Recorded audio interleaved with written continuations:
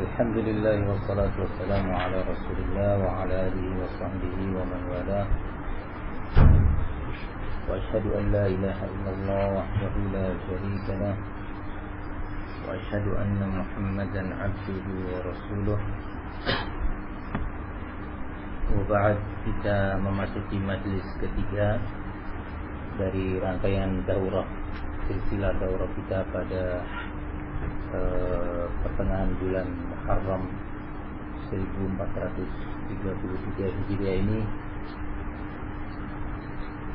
Kita masih dalam pembahasan poin kelima dari penjelasan Al-Imam Al-Barbahari tentang pokok-pokok akidah.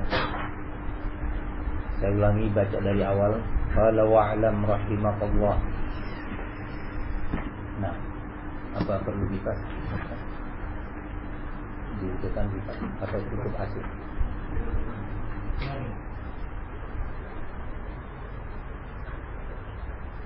Nggak panas enggak? Wa'lam rahimakallah, ketahuilah semoga Allah merahmati anda. Anna ad-dina innama ja'a min qibalillahi tabaraka wa ta'ala. Bahwasanya agama itu, urusan din, iman, akidah, ibadah, hanyalah datangnya dari sisi Allah Subhanahu wa ta'ala dalam bentuk wahyu. Nah, baik wahyu Al-Quran maupun wahyu sunnah. Dari sini kita bisa mengetahui bahwasanya seluruh urusan agama, seluruh urusan din, baik itu dalam hal akhlak, hukum-hukum muamalah, ibadah, iman, akidah, dakwah, adalah tauqifiyah. Makna tauqifiyah adalah selalu mengikuti ketentuan-ketentuan dari Allah dan Rasul. Tauqifi. Nah, tidak boleh kita berjalan mundur ke kanan ataukah ke kiri dalam urusan agama ini kecuali kalau ada dalil. Nah, kalau ada dalil yang memerintahkan kita maju ke depan, maka kita maju. Kalau ada dalil melarang kita melangkah, maka berhenti melangkah. Dalil Al-Quran, wahyu Al-Quran maupun wahyu sunnah memerintahkan kita untuk berjalan ke kanan, maka ikuti jalan ke kanan. Kalau melarang jangan ke kanan, maka jangan ke kanan. Itu makna tauqif. Barakallahu fikum. Di sini Al-Imam Al-Barbahari memberikan kepada kita dasar penting, pokok, asas, fondasi di dalam kita beragama. Qala wa lam yudha' ala uqulir rijali wa ara'ihim. Dan tidaklah urusan agama tadi diletakkan di atas ketentuan akal manusia, akal rijal, wa ara'ihim, dan ra'yu mereka. Semua itu adalah ittiba. Semua itu adalah sikap mengikuti perintah. Nah, barakallahu fikum. Wa ilmuhu 'indallahi 'inda rasulih. Dan ilmu tentang agama ini adalah dari sisi Allah dan Rasulnya. Ditegaskan lagi oleh beliau, ilmu tentang berbagai urusan agama ini dari Allah dan dari Rasulnya, bukan adat istiadat, kebiasaan masyarakat di kampung kita, atau bukan pula agama, akidah, manhaj, dakwah itu ditentukan oleh kesepakatan atau konsensus, ijma' atau hasil musyawarah sebuah organisasi. Barakallahu fikum. Semua hal itu tadi, adat istiadat, ra'yu, logika manusia, kesepakatan sebuah organisasi, sebuah muassasah, sebuah jamaah yang tidak ada dalilnya dari Quran dan Sunnah, maka dia harus dikalahkan oleh Al-Quran dan Sunnah. Wajib untuk tunduk, wajib untuk berjalan di bawah ketentuan Al-Quran dan Sunnah. Tidak ada yang mengatakan dia ketika disayati Allah melarang kita berbuat seperti ini. Ya, tapi bagaimana prinsip dakwah kita yang ditentukan oleh syekh kita itu seperti ini? Tidak dibenarkan. Barakallahu fikum. Berdasarkan logika manusia. Al-Quran melarang kita untuk duduk berbaur dengan ahlul batil. Rasul SAW juga demikian melarang kita untuk bermajlis dengan ahlul bid'ah. Dan sahabat juga demikian menegaskan kepada kita yang seperti itu. Kemudian muncul di zaman ini pihak-pihak yang mengedepankan logikanya dengan membuat sebuah kaidah yang disebarkan di tengah masyarakat. Najtami'u fi ma ittafaqna 'alaihi wa ya'duru ba'duna ba'dan fi ma ikhtalafna fihi. Kita bersatu, berteman, berkawan, berorganisasi, berjamaah dalam berbagai urusan yang kita sepakat tentangnya. Sementara dalam berbagai urusan yang kita berselisih, berbeda pendapat, hendaknya kita saling memberikan uzur. Kaidah ini kaidah yang mujmal, yang mengandung syubhat. Bisa benar jika diterapkan pada tempatnya, dan bisa salah, bahkan bisa sesat jika ditempatkan, diletakkan bukan pada tempatnya. Misalnya, kita berbeda dalam hal beberapa tata cara ibadah. Berbeda. Sebagian kita ada yang sholatnya demikian, ada yang demikian. Sebagian lain meyakini tentang masalah apakah seorang wanita yang keguguran, tahu keguguran ya, melahirkan sebelum waktunya 3 bulan, apakah tergolong nifas sehingga kalau bulan Ramadan tidak boleh berpuasa dan tidak boleh sholat, ataukah itu bukan nifas sehingga dia harus sholat dan dia juga harus berpuasa di bulan Ramadan. Terjadi khilaf di kalangan ulama yang seperti ini. Kita berbeda. Itu antum berpandangan demikian, yang ini demikian, yang saya demikian. Kita harus bersatu yang seperti ini. Nah, namun jika penerapannya tidak seperti ini, nah, penempatan kaidah tersebut lebih luas dari sekedar masalah fikih sampai masalah akidah. Kita bertawun dengan orang-orang yang datang ke kubur-kubur. Kita menjadikan anggota dakwah kita, teman kita berdakwah, pimpinan atau sekretaris atau wakil ketua, dan yang semisalnya dari seorang yang sering meminta-minta barokah di kubur-kubur ya. Yang seperti ini tidak dibenarkan di dalam dakwah. Nah, begitu pula kita melakukan sebuah kegiatan dakwah dan taklim atau kegiatan dakwah yang luas. Lebih dari itu, bergabung misalkan dengan para pencaci maki sahabat Rasul, para penghina sahabat Rasul dari kaum Syiah Rafidhah. Naam, barakallahu fikum. Dari orang-orang yang menyatakan Abu Bakar dan Umar itu adalah kafir, bahwasanya Abu Bakar dan Umar itu adalah 2 berhala Quraisy, bahwasanya Abu Bakar dan Umar itu adalah perampok khilafah. Tahu perampok ya? Nah, barakallahu fikum. Dan yang semisalnya dari kaum Syiah Rafidhah. Kaidah yang semisal yang kita sebutkan ini kaidah yang terkenal masyhur yang disebarkan oleh al-Ikhwanul Muslimin. Nah, yang dicetuskan oleh barakallahu fikum Muhammad Rashid Ridha, kemudian dilanjutkan oleh pendiri Ikhwanul Muslimin Hasanul Banna. Kemudian berdasarkan kaidah ini berjalanlah dakwah Ikhwanul Muslimin di atasnya. Bergabung dengan kaum Syiah, berteman, bahkan memuji sebagaimana dinyatakan oleh Hasanul Banna sendiri bahwa orang-orang Syiah itu, para ulama Syiah telah mewariskan bagi kita karya-karya ilmiah yang baik untuk dibaca, yang bermanfaat untuk kaum muslimin. Allahu Akbar. Ya subhanallah. Ini adalah penipuan terhadap umat.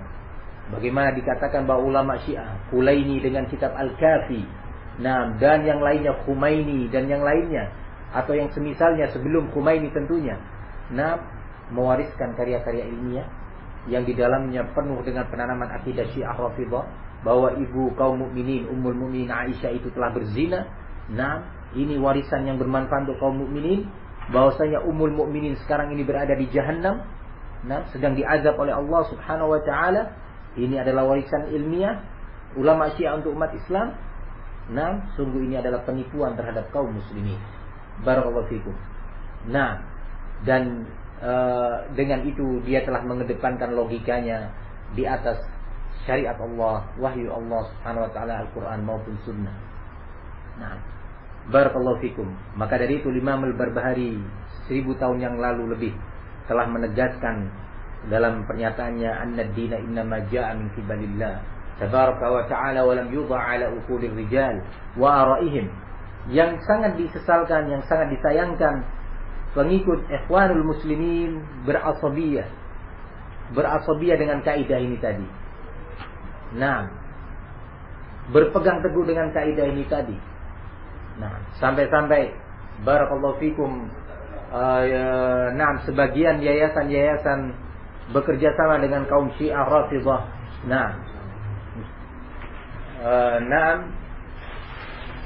Bergabung dengan Syiah dalam parlemen, bergabung dengan Syiah dalam partainya, bergabung dengan Sufi. Nah, di antara mereka ada yang berdemonstrasi di jalan-jalan dengan kaum Syiah Rafidhah Khomeiniyah.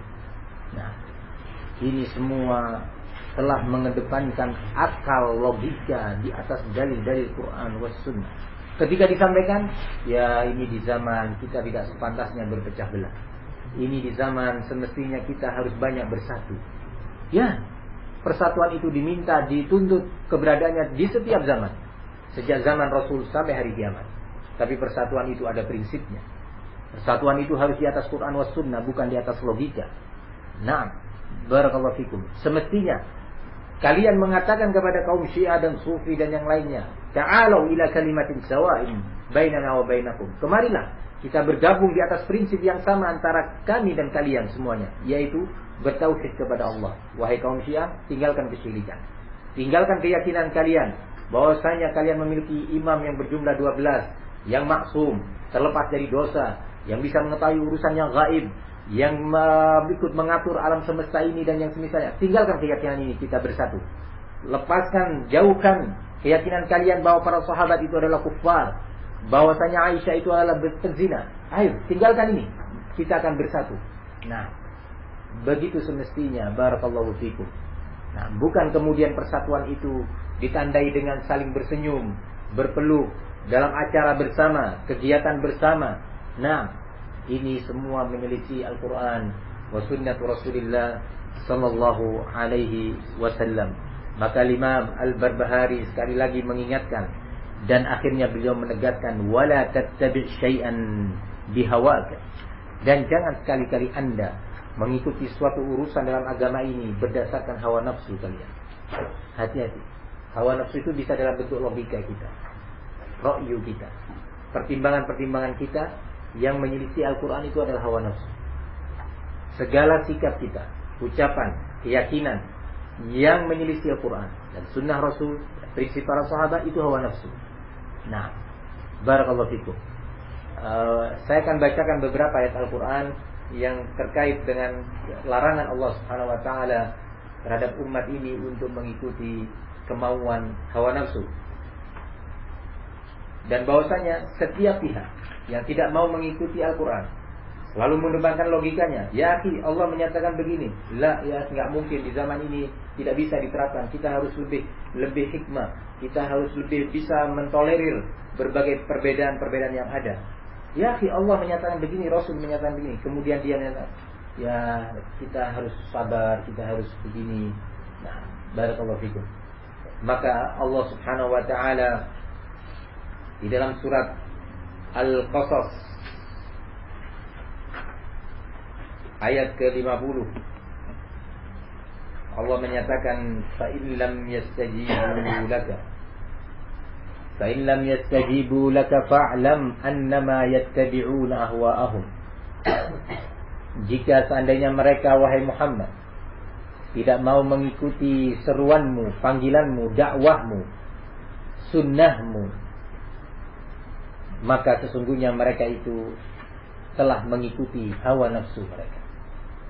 Ayat ini sebagai definisi, kalau antum ditanya apa maksudnya mengikuti hawa nafsu dalam beragama, yaitu mengikuti logikanya, prinsipnya yang menyelisihi Al-Quran dan Sunnah. Nah, barakallahu fikum. Dalilnya adalah ayat ke-50 surat Al-Qasas. Fa in lam yastajibu laka fa'lam annama yattabi'una ahwa'ahum wa man adallu mimman ittaba'a hawahu bighairi hudan min Allah Innallaha la yahdil qaumadh dhalimin. Siapa yang lebih sesat prinsipnya, siapa yang lebih sesat akidahnya dan cara beragamanya dibandingkan seorang yang mengikuti hawa nafsu tanpa bimbingan petunjuk ilmu dari Allah Subhanahu wa taala. Nah, siapa yang lebih sesat? Tidak ada yang lebih sesat dari orang yang seperti ini. Nah, sesungguhnya Allah la yahdi al-qaumadh dhalimin, tidak akan memberikan hidayah kepada orang yang berbuat zalim. Kenapa dia berbuat zalim? Karena dia mengikuti hawa nafsu. Kenapa dinyatakan sebagai zalimin? Karena dia menyampingkan, mengalahkan Al-Quran dan Sunnah, mengedepankan ara, logika, ra'yu, kebiasaan kampung, kebiasaan masyarakat, ya, perkembangan zaman, ya, kesepakatan kelompoknya, prinsip-prinsip organisasinya dan jamaahnya di atas Al-Quran dan Sunnah dan prinsip para sahabat Rasul Sallallahu Alaihi Wasallam. Nah, dengan itu dia telah menggolimi dirinya, ya, telah menggolimi dirinya karena tidak mau mengikuti al-haq dan menggolimi umat karena akhirnya umat tersesat. Nah, ini ayat pertama tentang larangan mengikuti hawa nafsu. Ayat yang kedua adalah dalam surat Shad ayat ke-26. Dalam ayat ini Allah memerintahkan kepada Nabi Dawud, salah satu rasul dan atau nabinya, ya Dawud, inna ja'alnaka khalifatan fil ardi fahkum bainan nasi bil haqqi wa la tattabi' al hawa fayudilluka an sabilillah innal ladhina yudilluna an sabilillah lahum 'adzabun syadidun bima nasu yaumal hisab. Kata Allah Subhanahu wa taala, wahai Dawud, wahai nabiku Dawud, nah, sesungguhnya aku telah jadikan kamu sebagai khalifah di muka bumi, pemimpin yang menghukumi, yang memimpin, yang mengarahkan, nah, memberikan arahan, bimbingan dan petunjuk di muka bumi ini.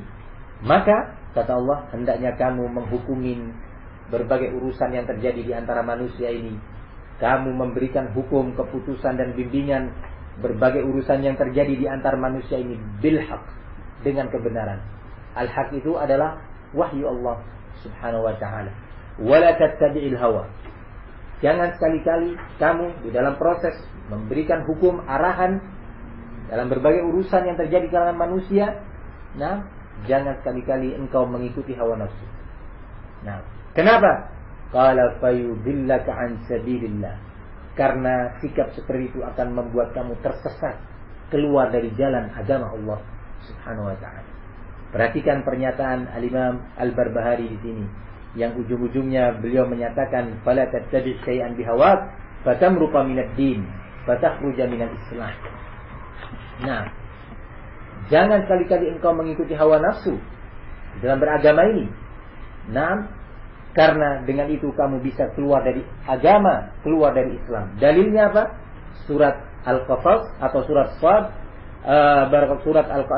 surat Shad ayat yang ke-26. Dengan tegas Allah menyatakan wala tattabi' al-hawa. Wala tattabi'i al-hawa fayudillaka an sabilillah. Karena kalau kamu mengikuti hawa nafsu, hal itu akan menyebabkan kamu keluar, tersesat dari jalan agama Allah Subhanahu wa ta'ala. Nah, barakallahu fikum. Jadi pernyataan Al-Barbahari rahimahullah ditunjukkan oleh dalil ayat ke-26 surat Shad. Nah, barakallahu fikum. Pertanyaan. Siapa yang siap menjawab? Angkat tangannya. Nah, antum siap? Nah, bahwa kalau ditanya apa sih maknanya mengikuti hawa nafsu? Tidak mengikuti hawa sunnah, tidak ikut panduan Al-Quran dan Sunnah dan tidak masuk ke Quran. Nah, tidak mengikuti Al-Quran dan Sunnah, nah, dan cenderung mengikuti logikanya, rakyunya. Nah, dalilnya surat ayat berapa? Nah, surat Al-Qasas ayat 50. Betul. Nah, biasanya pertanyaan itu menghilangkan ngantuk. Kalau ada yang ngantuk, ya, jangan dibanguni. Ayo bangun, jangan. Kasih pertanyaan, ya, atau diumumkan ada pertanyaan. Nah, itu biasanya terus Syaraf-syaraf ini jadi bangkit. Nah. Barakallahu fikum. Kemudian saya bacakan ayat-ayat berikutnya tentang bahayanya sikap mengikuti hawa nafsu. Di dalam surat Al-Jathiyah, anak lupa ayat keberapa, tapi nanti saya disebutkan.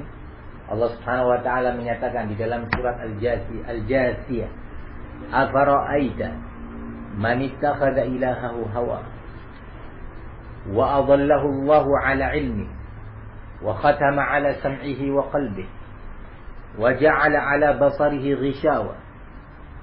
Nah, faman yahdihi min ba'dillah afala tadhakkarun.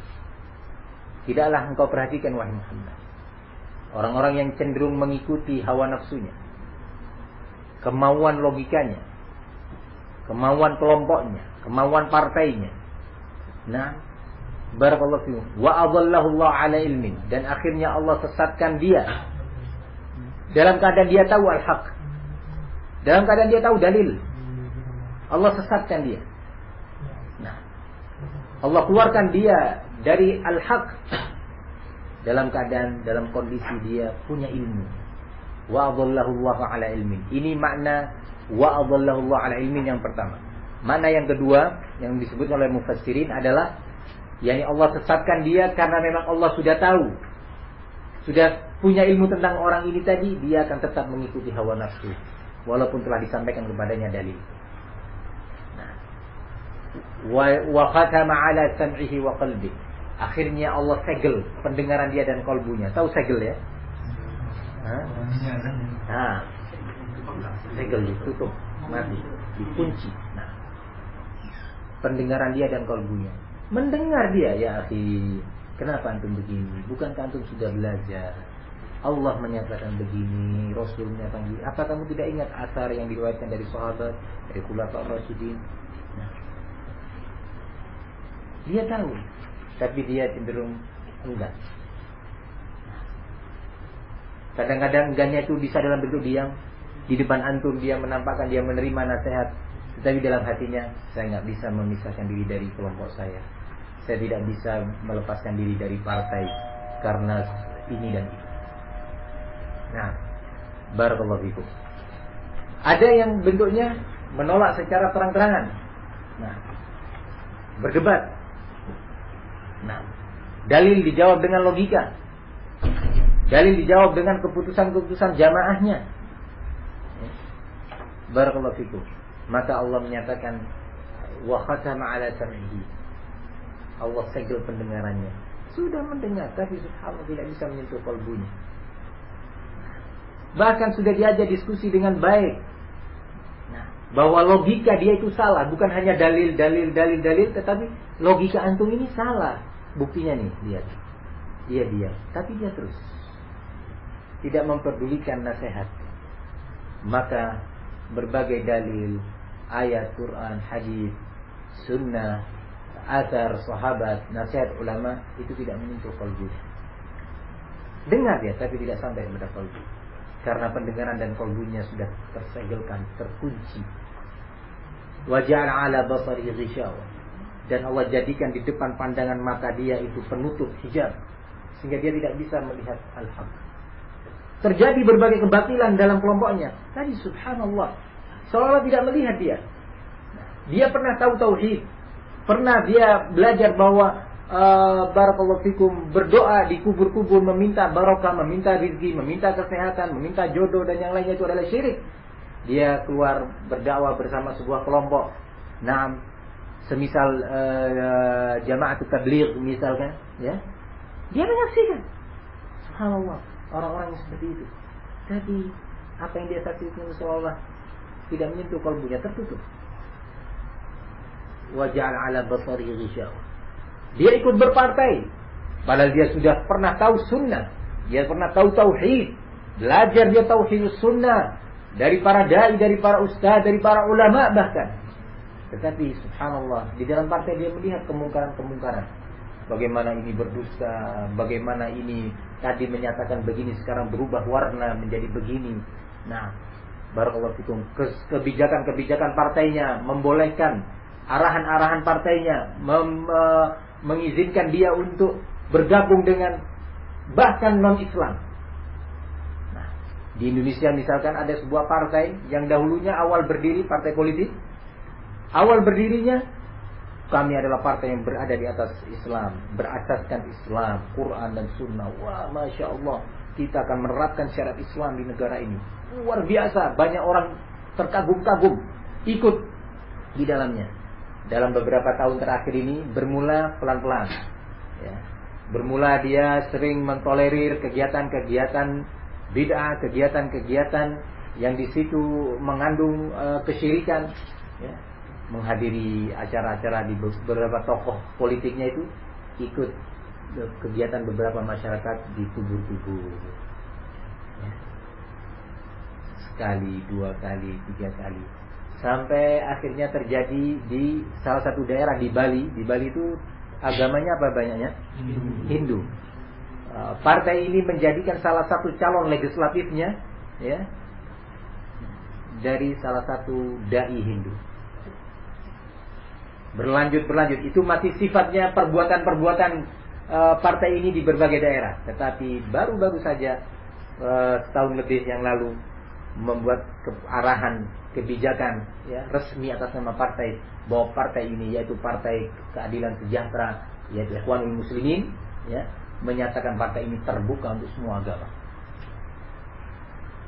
Ya subhanallah, yang katanya tadi perjuangan Islam, logika diikuti.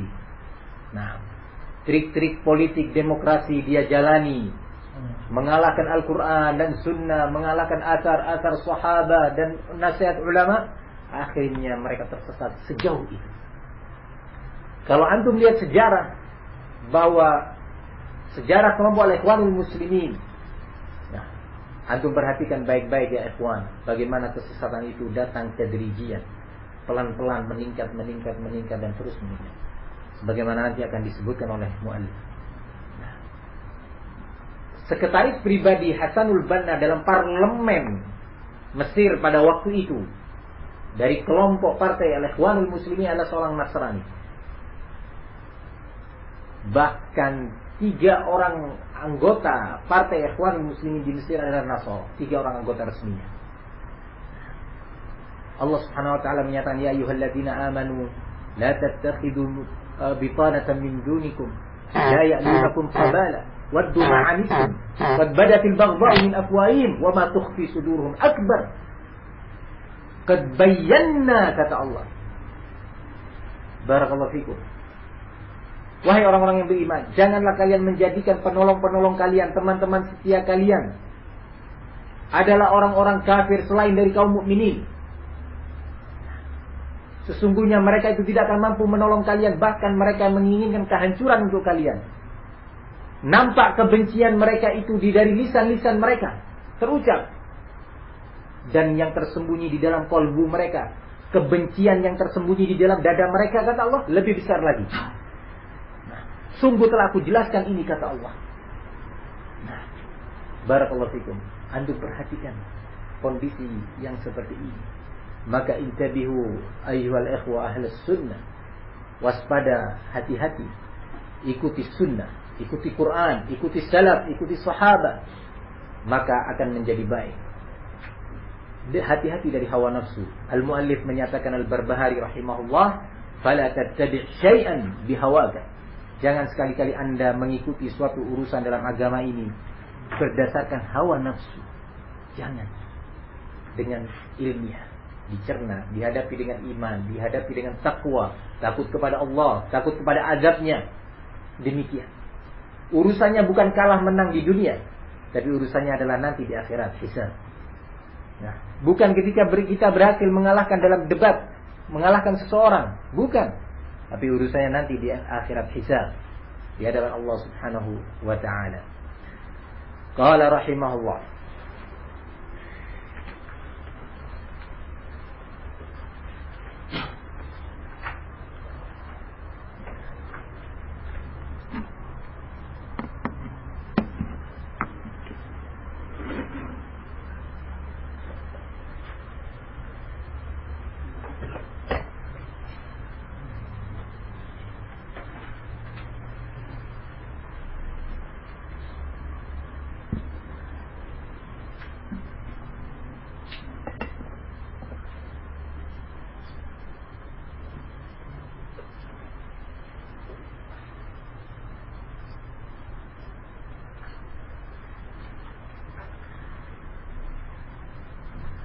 Masih kita akan menyebutkan beberapa ayat tentang larangan Allah Subhanahu wa taala mengikuti jejak hawa nafsu. Nah, dari ayat yang tadi di surat Al-Jathiyah Allah melanjutkan, "Faman yahdihi min ba'dillah." Siapa yang mampu memberikan petunjuk, hidayah kepada orang yang seperti tadi, yang mengedepankan hawa nafsu. Nah, kemudian Allah sesatkan dalam keadaan dia berilmu. Siapa yang bisa memberi hidayah kepada dia? Siapa? Nah, ada yang selain Allah? Tidak. Bahkan dalam ayat Al-Furqan, dalam salah satu ayat di surat Al-Furqan, Allah dengan tegas menyatakan, Al-Furqan ayat 43, "Afara'aita man ittakhadha ilahahu hawa." Nah, afa anta takunu alaihi wakila? Subhanallah. Tidakkah engkau perhatikan wahai Muhammad, orang-orang yang telah menjadikan hawa nafsunya sebagai panutan, sebagai Tuhan yang diikutinya. Nah, apakah Anda wahai Muhammad akan menjadi penjamin baginya untuk mendapatkan hidayah? Nabi langsung dikatakan, engkau wahai Muhammad yang mau menjamin hidayah dia? Apalagi kita, Nabi, ulama tentu lebih-lebih, kita lebih-lebih lagi. Nabi, anta ya Muhammad takunu alaihi wakila, yang akan menjamin sebagai wakil memberikan hidayah kepadanya? Barakallahu fikum. Di dalam ayat ke-49 surat Al-Maidah, Allah Subhanahu wa taala menyatakan, "Wa anihkum bainahum bima anzalallah wa la tattabi' ahwa'ahum wahdharhum an yaftinuka an ba'di ma anzalallahu ilayka wa in tawallaw fa'lam annama yuridu Allah an yusibahum bi ba'di dhunubihim wa inna katsiran minan nasi lafasiqun." Ayat ke-49 surat Al-Maidah. Kata Allah, dan hendaknya engkau wahai Muhammad menghukumi berbagai permasalahan perselisihan yang ada di tengah manusia ini bima anzalallah, dengan syariat yang telah Allah turunkan. Wala tattabi' ahwa'ahum, dan jangan sekali-kali kamu wahai Muhammad mengikuti hawa nafsu, kemauan mereka. Jangan. Subhanallah. Jangan kamu wahai Muhammad sekali-kali mengikuti, walaupun sekali, mengikuti hawa nafsu, kemauan mereka. Wahdharhum ayyaftinuka an ba'dhi ma anzalallah, dan waspadailah kamu, waspada terhadap mereka ketika mereka menyampaikan kemauan hawa nafsunya, logikanya, ide-idenya, saran-sarannya kepada kamu. Hati-hati, mereka akan memfitnah kamu, menyeret kamu ke dalam fitnah, sehingga kamu meninggalkan sebagian syariat yang telah Allah turunkan kepadamu. Nabi diberi peringatan oleh Allah, diingatkan agar menghukumi, menyampaikan hukum, memutuskan arahan-arahan dalam urusan umat ini, dengan syariat yang Allah turunkan, Quran dan Sunnah yang Allah wahyukan kepada beliau. Wala tattabi' ahwa'ahum, dan jangan sekali-kali, walaupun sekali, kamu mengikuti hawa nafsu mereka. Wahdharhum, waspadai mereka, ayyaftinuka, mereka akan menyeret kamu dalam fitnah. Apa fitnah itu? Dalam bentuk kamu akan meninggalkan sebagian yang Allah turunkan kepadamu, syariat, karena mengikuti hawa nafsu mereka. Pertimbangan-pertimbangan mereka, arahan-arahan mereka, jangan. Tetap pada syariat. Allah sudah menyatakan begini. Ini wahyu yang kuwahyukan kepadamu dalam bentuk hadis. Barakallahu fikum. Nabi pun Allah larang mengikuti hawa nafsu, karena memang sikap mengikuti hawa nafsu itu, kata Imam Al-Barbahari, na'am fatamruqa minad din fatakhruja minal Islam, bisa menyebabkan kamu keluar dari agama ini, keluar dari Islam. Barakallahu fikum. Di dalam ayat ke-145 surat Al-Baqarah, Lagi-lagi Allah Subhanahu wa taala menyatakan, "Wala in ittaba'ta ahwa'ahum wala in ittaba'ta ahwa'ahum min ba'di ma ja'aka minal 'ilm innaka idzan minadh dhalimin." Wala in ittaba'ta ahwa'ahum, kalau seandainya engkau wahai Muhammad mengikuti kemauan hawa nafsu mereka. Quraisy pada waktu itu, ya, begitu juga Yahudi yang di Madinah, ketika disampaikan syariat oleh Nabi ini, Allah menurunkan ayat begini, aku memerintahkan kalian begini. Kemudian mereka punya ide-ide dari logikanya. Bagaimana Muhammad kalau begini? Jangan begini wahai Muhammad. Nah, begini dan begitu. Terus mereka berbicara. Nah, maka Allah ingatkan, jangan, kalau seandainya engkau wahai Muhammad mengikuti kemauan hawa nafsu mereka setelah datang kepadamu ilmu. Hati-hati. Apa ilmu yang dimaksud? Wahyu Al-Quran dan wahyu Sunnah. Setelah datang kepadamu ilmu, innaka idzan minadh dhalimin, sungguh engkau akan tergolong orang-orang yang zalim. Barakallahu fikum, ikhwani fid din, rahimani wa rahimakumullah. Betapa bahayanya sikap mengikuti hawa nafsu ini, sampai-sampai Al-Imam Abu Muhammad Hasan bin Ali bin Khalaf Al-Barbahari Al-Baghdadi rahimahullah mengulang-ulang permasalahan ini, menegaskan tentang kewaspadaan kita dari sikap mengikuti hawa nafsu. Qala rahimahullah, fa innahu la hujjata laka ba'da faqad bayyana Rasulullah sallallahu alaihi wasallam di ummatihi sunnah. Sesungguhnya tidak ada hujjah bagimu ketika kamu mengikuti hawa nafsu tadi. Faqad bayyana Rasulullah, sesungguhnya Rasulullah telah menjelaskan dengan sejelas-jelasnya kepada umatnya tentang sunnah ini. Sunnah yang dimaksud apa? Prinsip, akidah, cara memahami Islam, cara memahami Al-Quran, cara memahami hadis.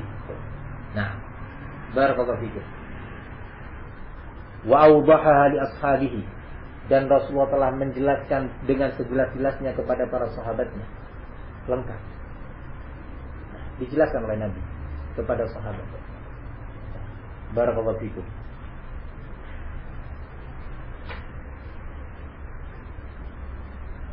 Wahumul jamaah, dan mereka para sahabat itu adalah al-jamaah, ahlus sunnah wal jamaah. Siapa al-jamaah itu? Di antara maknanya as-sahabat. Mana dalilnya bahwa sahabat itu adalah jamaah? Hadis Amr bin Al-As yang tadi kita sebutkan atau kemarin kita sebutkan tentang perpecahan umat. Wa sataftariqu hadhihi al-ummah ala 73 firqah kulluha fi an-nar illa wahidah wa humul jamaah, kata Rasulullah. Man hum ya Rasulullah? Qal jamaah. Wa ma hiya? Siapa golongan yang selamat itu ya Rasul? Al-jamaah. Siapa dia jamaah itu? Qala ma ana alaihi al-yawm wa ashabi, yaitu prinsip-prinsip yang aku dan para sahabatku berada padanya pada hari itu. Nah, wa humus sawadul a'zam, dan mereka para sahabat itu adalah as-sawadul a'zam, golongan yang termulia, yang terbesar, dan yang termulia, teragung. Was-sawadul a'zam didefinisikan, apa itu as-sawadul a'zam? Qala al-haqqu wa ahlahu. As-sawadul a'zam itu adalah kebenaran dan pelaku kebenaran. Terkhusus dalam hal ini siapa? Sahabat Nabi yang sudah jelas-jelas berada di atas kebenaran. Nah. Qala faman khalafa ashab Rasulillah sallallahu alaihi wasallam fi syai'in min amri din faqad kafar. Barang siapa yang menyelisihi para sahabat Nabi dalam satu urusan agama, sungguh dia telah kafir. Nah, hati-hati. Nah, walaupun ini penting untuk dijelaskan. Nah, bahwa di antara makna ucapan pernyataan Al-Imam Al-Barbahari pada poin terakhir ini, poin terakhir dari yang kelima, barang siapa yang menyelisih sahabat Nabi dalam satu urusan agama ini, maka dia telah kafir. Perlu dirinci. Tentunya beliau adalah salah seorang yang berakidah sunnah. Beliau paham mana amalan yang bisa menyeret seorang pada kekufuran, mana yang tidak. Oleh karena itu, beliau sering menanamkan tentang bahayanya akidah Khawarij, yang suka punya kebiasaan mengkafirkan seorang muslim karena sebuah dosa, selain dosa syirik dan kekufuran. Al-Imam Al-Barbahari sering mengingatkan bahaya itu. Maka kita menyadari bahwa bukan maksud tujuan Al-Imam Al-Barbahari bahwa setiap orang yang menyelisihi sahabat dalam satu urusan agama kemudian dia menjadi kafir. Misalkan sahabat rajin barakallahu fikum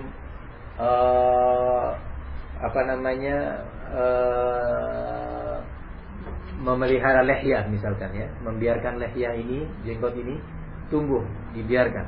Kemudian ada seorang muslim yang mencukur, memotong jenggotnya, kemudian kita nyatakan kamu telah menyelisih sahabat, berarti kamu kafir. Tidak. Apa? Kok bisa? Ya, Imam Al-Barbahari dalam kitab Syarh Sunnah mengatakan begini. Bukan itu maksudnya.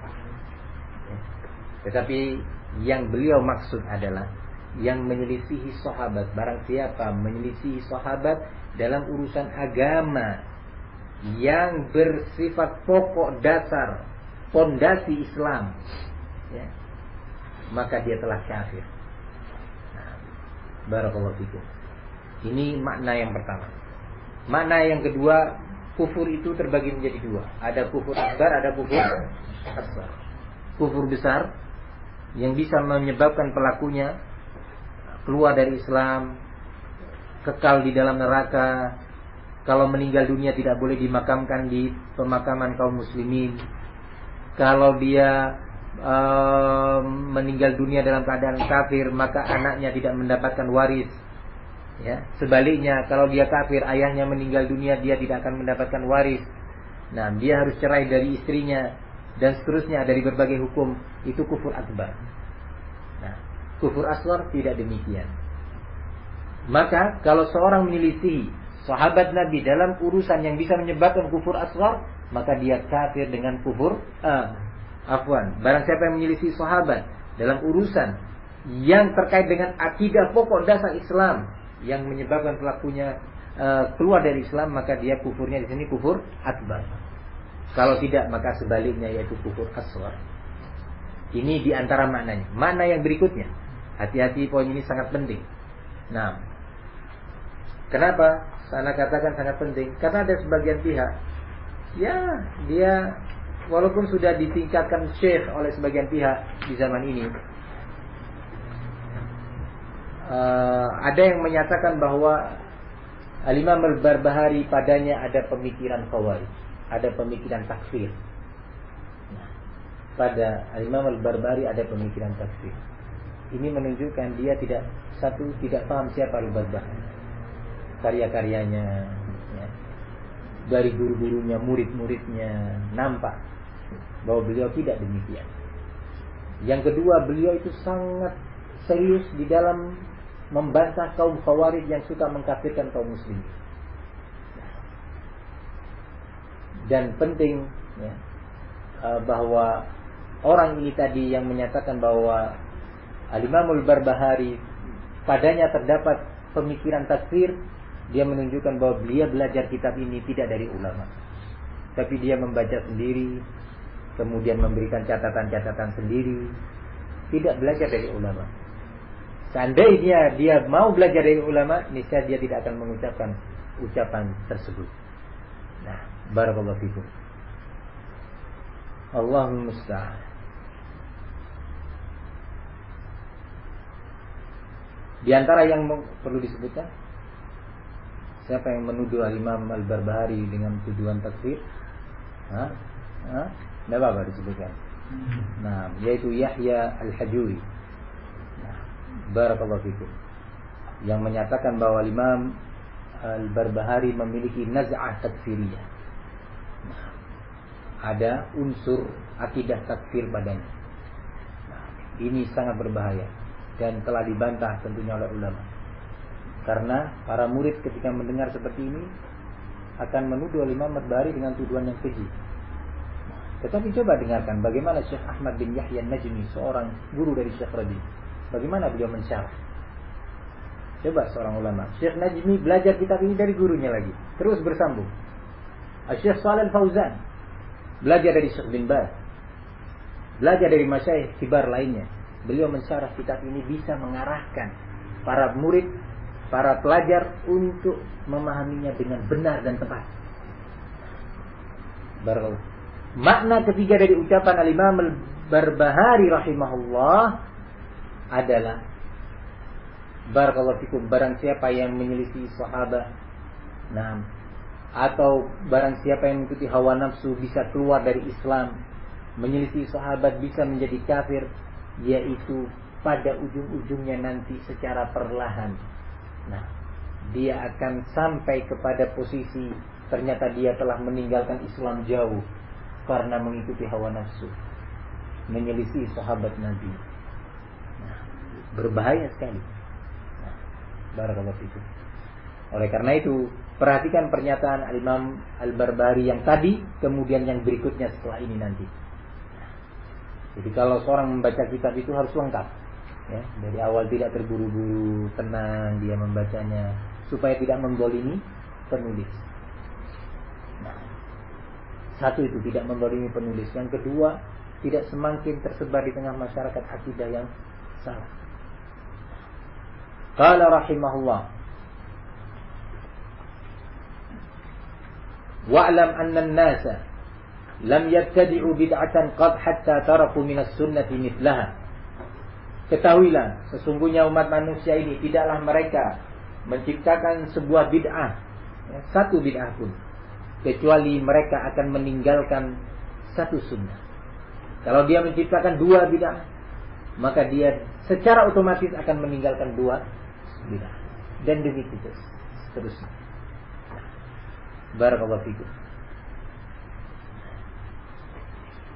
Seorang yang tidak suka menafsirkan Al-Quran dengan tafsir yang datang dari sahabat Nabi, dari Abu Bakar, Umar, Utsman, wa Ali, Ibnu Abbas, Ibnu Mas'ud dan yang lainnya, maka secara otomatis dia akan jatuh pada bid'ah, yaitu menafsirkan Al-Quran dengan logikanya. Ketika dia menafsirkan Al-Quran dengan logikanya, di situ dia telah menyelisih kembali sahabat Nabi di dalam hasil tafsirnya tadi. Tadi menyelisih dari sisi apa? Sistem penafsirannya. Kemudian menyelisih sahabat Nabi hasil daripada penafsiran tadi. Akan berlanjut, terus berlanjut, semakin jauh dia menciptakan bid'ah, menunjukkan dia semakin jauh meninggalkan sunnah Rasul sallallahu alaihi wasallam. Fahdhar al-muhdatsat minal umur, fa inna kulla muhdatsatin bid'ah. Hati-hati, waspada dari berbagai urusan yang baru dalam urusan agama ini. Fa inna kulla muhdatsatin, sesungguhnya setiap urusan yang baru yang di dalam urusan agama ini adalah bid'ah. Setiap urusan yang baru dalam urusan agama itu adalah bid'ah. Nah, barakallahu fikum. Wa kullu bid'atin dhalalah. Nah, ini ada yang kebablasan juga. Tahu bablasan? Apa kebablasan maknanya? Ismail. Hah? Nah, melampaui batas. Melantur. Ekstrim. Nah, melampaui batasnya tuh, kelewatan. Ya. Hulu. Nah. Coba perhatikan di sini. Imam Al-Barbahari menyatakan, fa inna kulla muhdatsatin bid'ah. Sesungguhnya setiap hal yang baru dalam urusan agama ini adalah bid'ah. Subhanallah. Ada muncul beberapa orang di zaman ini yang hulu, ekstrim. Sampai-sampai ada yang menyatakan majalah itu bid'ah. Kenapa majalah itu bid'ah? Karena tidak ada dulu di zaman sahabat. Ya subhanallah. Ya subhanallah. Yang muskilahnya adalah dia sendiri, syekhnya sendiri, banyak muhadharahnya direkam melalui kaset atau HP CD, ya, kemudian disebarkan melalui internet, ya. Nah, berarti kalau gitu itu juga bid'ah, nggak boleh itu. Nah, buktinya ini nggak ada di zaman Rasul. USB, terus apa namanya ini, apa saja namanya ini, macam-macam. Barakallahu fikum. Bid'ah berarti. Berarti kamu juga jatuh pada bid'ah. Menyelisih sahabat Nabi. Loh kok bisa? Pakai CD? Pakai USB? Pakai internet? Bid'ah semua itu. Nggak ada di zaman Abu Bakar, Umar, Utsman. Ya ikhwan, inilah pentingnya bahwa kita memahami sunnah dengan bimbingan ulama, memahami bid'ah dengan bimbingan ulama. Nah, barakallahu fikum. Nah, ini nanti akan juga ditekankan oleh muallif rahimahullahu taala. Muallif itu artinya penulis. Qala wa kullu bid'atin dhalalah, dan seluruh amalan yang bid'ah itu adalah sesat. Wa dhalalatu wa ahluha finnar. Ini semua ini adalah dinukil dari hadis. Nah, kemudian kita lanjut pada poin ke-7. Di buku ana halaman 61, antum halaman berapa? 68. Qala wahzar sighar al-muhdatsati min al-umur fa inna sighar al-bid'ah ya'udu hatta yasira kabira wa kadzalika kullu bid'atin uhdithat fi hadhihi al-ummah kana awwaluha saghiran yushbihu al-haqq faghtarra bidzalika man dakhala fiha ثم لم يستطع الخروج منها فعظمت وصارت دينا يدان بها فخالف الصراط المستقيم فخرج من الإسلام. Nah ini perhatikan, kata beliau, hati-hati kalian, waspada dari bid'ah-bid'ah yang kecil, yang dianggap kecil oleh manusia, oleh umat ini. Nah, fa inna sigharal bid'ah, sesungguhnya ketahuilah bahwasanya bid'ah yang kecil itu tadi ya'udu hatta yasira kabiran, dia akan beranjak berjalan terus sampai menjadi besar. Barakallahu fikum. Wa kadzalika kullu bid'atin uhditsat fi hadhihi ummah, demikianlah setiap bid'ah yang dimunculkan di tengah-tengah umat ini, kana awwaluha saghiran, dahulu awalnya kecil. Nah, yushbihul haqqa, karena dia masih kecil, samar, mirip-mirip dengan al-haq, mirip-mirip dengan sunnah. Coba kita ingat tadi peristiwa kisah Abdullah bin Mas'ud yang disampaikan oleh Abu Musa al-Asy'ari, ya. Tahlil itu sunnah. Bukan demikian kita mengucapkan la ilaha illallah wahdahu la syarikalah, sunnah. Tasbih, takbir, sunnah. Nah, barakallahu fikum. Sehingga banyak yang ikut, tertarik. Nah, barakallahu fikum. Sampai-sampai setingkat Abu Musa al-Asy'ari menyatakan la ra'aitu fi illa khair. Aku enggak melihatnya kecuali kebaikan, cuma aku mengingkari dalam pengertian ini kok baru gitu. Enggak pernah ada sebelumnya di zaman sahabat. Namun dia kok nampaknya baik. Apalagi setingkat kita. Hati-hati kata Al-Barbahari rahimahullah. Nah, faqtarra bidzalika man dakhal fiha. Akhirnya orang-orang yang masuk dalam bid'ah tadi yang masih kecil, yang mirip-mirip dengan al-haq, mirip-mirip dengan sunnah itu, tertipu, dia terpesona, tertarik. Akhirnya dia menjalankan dan meyakini bahwa itu adalah kebenaran, meyakini bahwa itu adalah sunnah. Barakallahu fikum. Qala thumma lam yastati' al-khuruj minha. Sampai akhirnya kemudian dia tidak mampu keluar, melepaskan dirinya dari bid'ah tadi. Nah, karena sudah terlanjur masuk ke dalam dia, sulit untuk melepaskan diri darinya.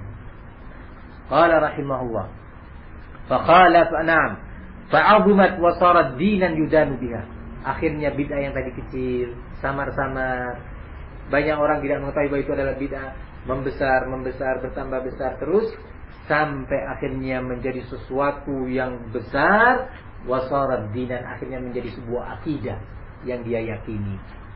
Nah, qala rahimahullah fa khalafa as-siratal mustaqim, akhirnya dia menyelisihi as-sirat al-mustaqim. Qala fa kharaja minal Islam, akhirnya dia keluar dari Islam. Itulah makna pernyataan Al-Imam Al-Barbahari. Tentunya kalau bid'ah itu masih kecil, ya, masih sekedar masalah bid'ah seputar zikir-zikir, itu tidak sampai mengeluarkan pelakunya dari Islam. Tidak kemudian kamu sudah keluar dari Islam jadi kafir, tidak. Nah, barakallahu fikum. Tetapi itu semua berproses. Nah, tidaklah seorang yang berapa banyak orang jatuh pada akidah tasawuf, tarekat-tarekat yang menyesatkan, bermula dari kecil, buku ya, kecil tentang tasawuf dia baca, dia tertarik, mulai beramal dengan amalan-amalan tasawuf. Kemudian dia ingin kenal siapa sih tokoh-tokoh ini, ingin bertemu, nah bergaul, bergabung, bermajlis, berlanjut sampai akhirnya dia menjadi orang yang suka datang ke kubur-kubur, meminta rezeki, meminta anak, jodoh, keselamatan, kesehatan. Jatuh pada syirik akbar. Bermula dari masalah itu tadi, zikir-zikir. Nah, ketika sudah seperti itu, ada dalil disampaikan kepadanya, ya akhi, ini tidak boleh. Jadi saya itu siapa? Nah, lihat ini, tokoh-tokoh kami, masyayikh kami, sulit untuk keluar. Kecuali kalau Allah kehendaki memang dia selamat darinya. Berapa banyak orang menjadi seorang tokoh Syiah Rafidhah ya. Bermula dari hal yang kecil. Bermula dari dia mendengarkan ceramah-ceramah Syiah yang mencoba di satu sisi mengkritisi sahabat Nabi, mengkritisi sahabat Rasul sallallahu alaihi wasallam. Barakallahu fikum. Mengkritisi Abu Hurairah ya. Mengkritisi Aisyah. Coba ini Aisyah, ketika Nabi perintah gini ternyata dia begini. Nah ini terus sekali masuk di kalbu. Iya ya, berarti tidak taat kepada Rasul. Berarti kalau gitu sahabat yang ini bagaimana? Terus berlanjut sampai dia kagum kepada tokoh-tokoh Rafidhah dan menjadi pecaci maki sahabat dan mengkafirkan sahabat dan akhirnya beriman dengan imannya Rafidhah. Maka hati-hati. Barakallahu fikum.